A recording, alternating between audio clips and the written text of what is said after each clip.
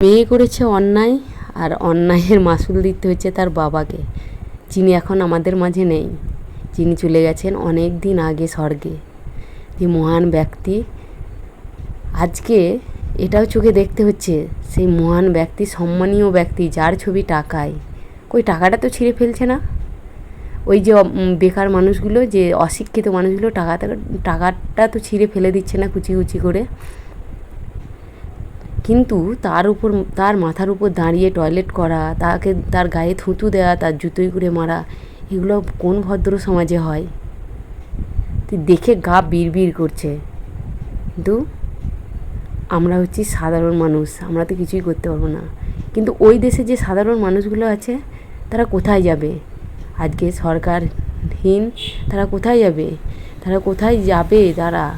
তারা তো মারা যাবে এই যে অত্যাচারের কবলে পড়লে।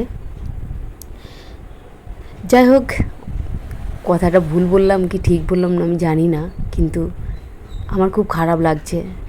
যত ভিডিও আসছে দেখছি, ভীষণ খারাপ লাগছে, ভালো লাগছে না একদমই।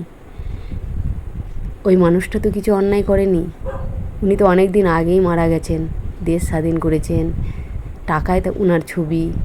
কখনো এরকম অসম্মান করা উচিত হয় না।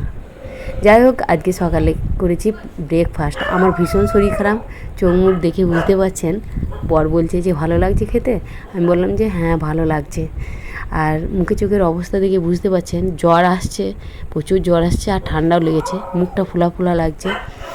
যাই হোক, আপনারা সকলে ভালো থাকবেন, সুস্থ থাকবেন, আর সবাইকে ভালো রাখবেন।